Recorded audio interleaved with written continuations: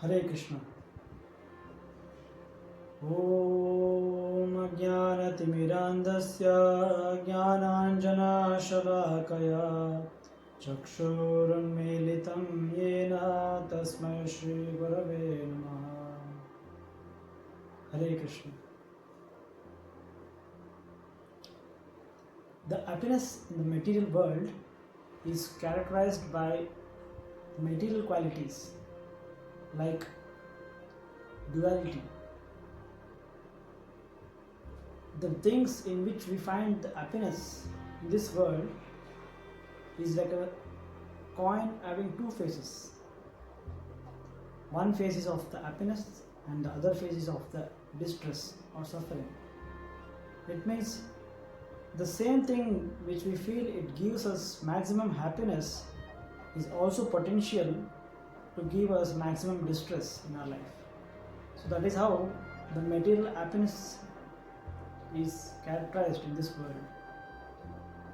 And the material happiness also never remains same. It becomes pain after some time. It decreases or it reduces its value, because of which it no more gives us happiness.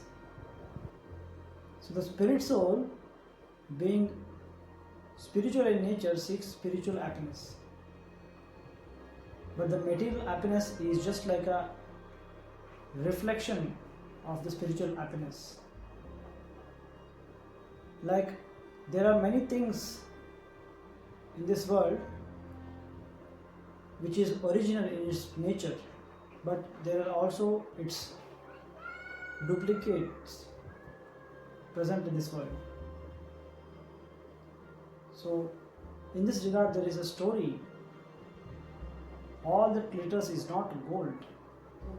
Once in a kingdom, the queen was traveling in a chariot, and suddenly a crow came flying and snatched the necklace from the queen's neck, and it went away. The queen was very upset and she went back and complained king that this crow has taken my necklace which was very dear to me. Then king replied that why do you bother about this? I will give you another necklace. But the queen told that this is very dear to me. Please get back me the same necklace. Then king made an announcement in front of all his citizens that if somebody can find this necklace, where is it now? Then he will award that person with 100 gold coins. The next day, one citizen was standing in front of a lake and he was looking confused. Then a sage was passing by the road and he saw this man looking at this lake and he was very confused. He just went nearby and he asked him, "What is bothering you?" And the man replied to the sage that if you don't claim that you have found the necklace of queen, then I would like to share with you. I can only give you 1/5 the share of the award I will receive. Then the sage was not aware about the announcement the king made yesterday. So then he asked, okay, I don't want any share, you can just let me know what is the thing which is bothering you. Then the man told that the queen's necklace which was lost yesterday, I am able to see here in the lake. It is glittering. But since morning I am trying to catch this necklace going inside the waters, but I am not able to catch that necklace. So then the sage observed carefully and he understood. The necklace was not present in the water, but it was just a reflection. The necklace was hanging at the bark of a tree which was just beside the bank of the lake. Then the sage showed the man that, please see, there is a tree here and there is a branch, and at the end of the branch the necklace is hanging, and you are seeing the reflection of the necklace. That's why you are not able to get the necklace. How can you get the reflection of a necklace? The reflection is only an illusion. It appears it is there, but it is not present actually. Similarly, in this world, whatever the source of happiness we think is also like this reflection. It appears this is a source of happiness, it can give me a full of happiness, but ultimately we experience that it is not giving us happiness. The actual happiness is in the original thing, not the reflection, and the original thing is present, does exist in the spiritual sky, in the spiritual world. So that is a real spiritual happiness. In Bhagavadgita, Krishna uses this metaphor to explain nature of this material world. So he also says the same thing. This material world is just like an upside down tree. As a tree, you can see, is standing on the bank of a river.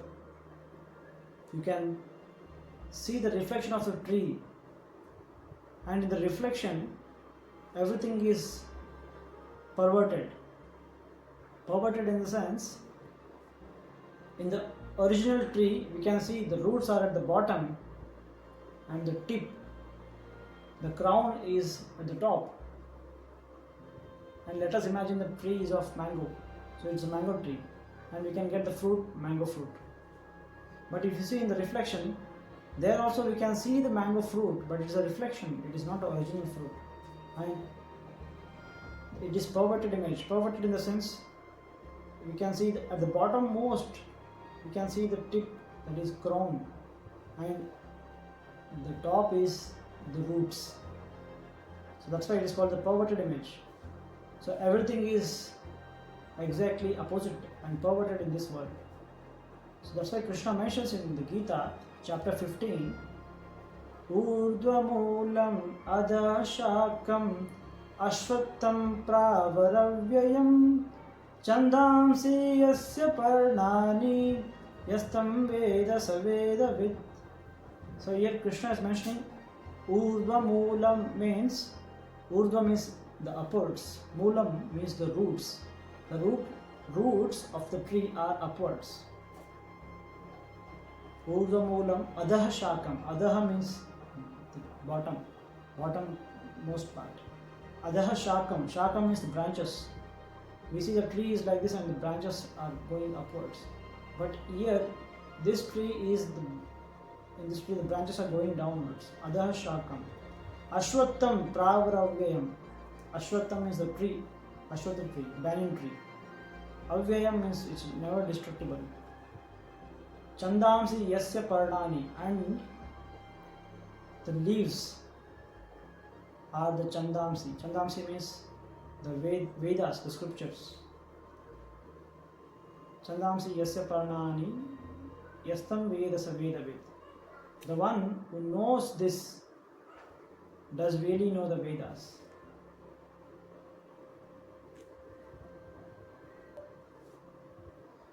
So this is the metaphor Krishna is using to explain how this material world is.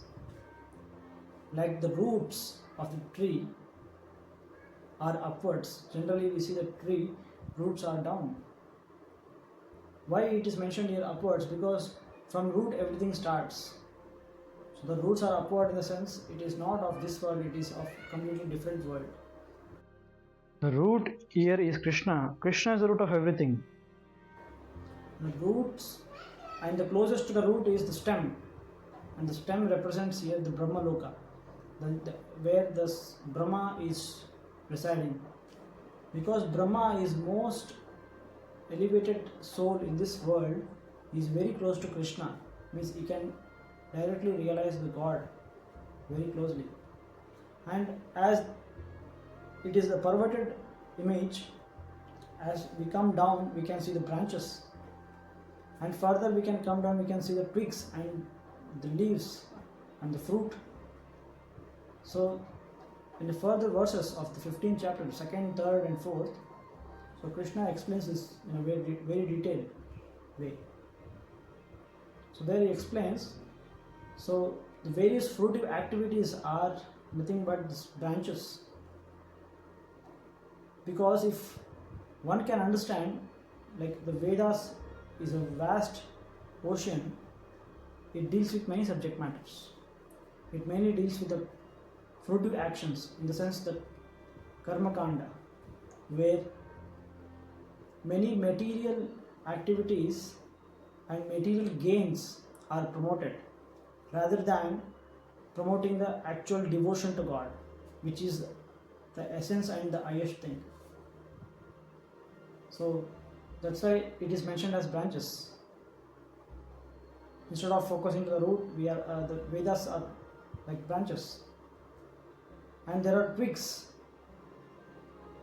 and there are other leaves and flowers. So there Krishna mentions the twigs are like the senses and the sense objects.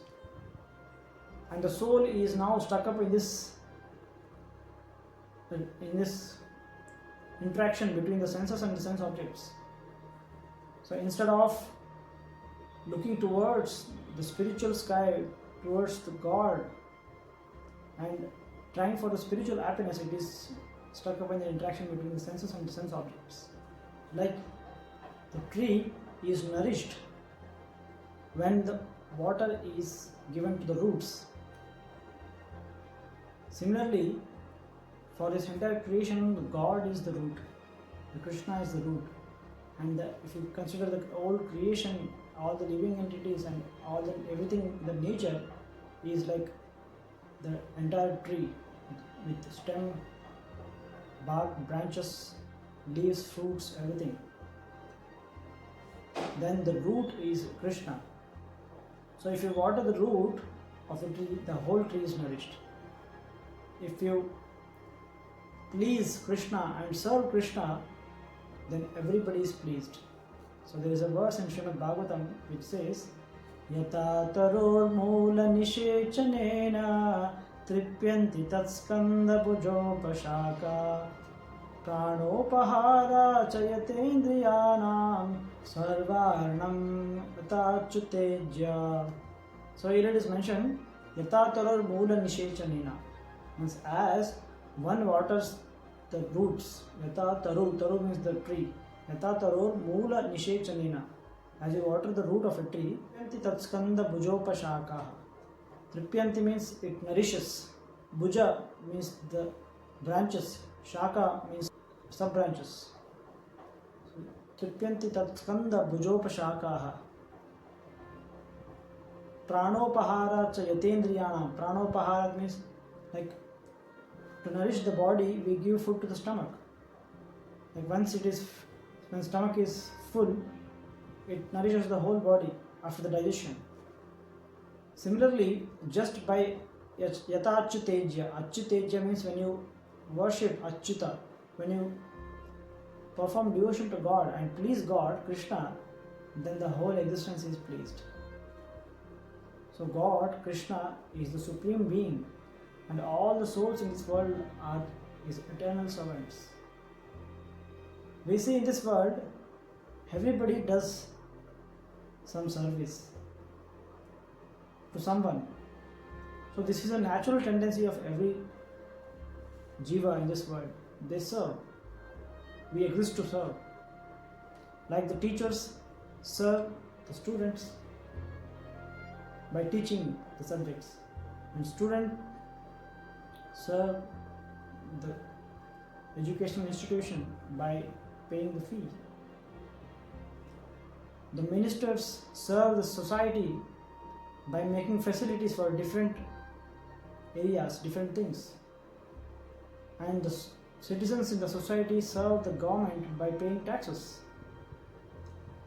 So like this we see in this world everybody is serving one or the other person. So the service is the natural tendency of all the people. But the service gives the ultimate satisfaction only when we perform to Krishna. Like Hanuman, he was a perfect servant of Lord Ram. He was ready to do anything and everything to please Lord Ram. So that's why we see when people, after searching out many different activities, they come to social service because that gives them satisfaction. Because by serving others, it gives satisfaction. And when the ultimate truth, the Supreme God Krishna, it gives the ultimate satisfaction because He is the object of our service.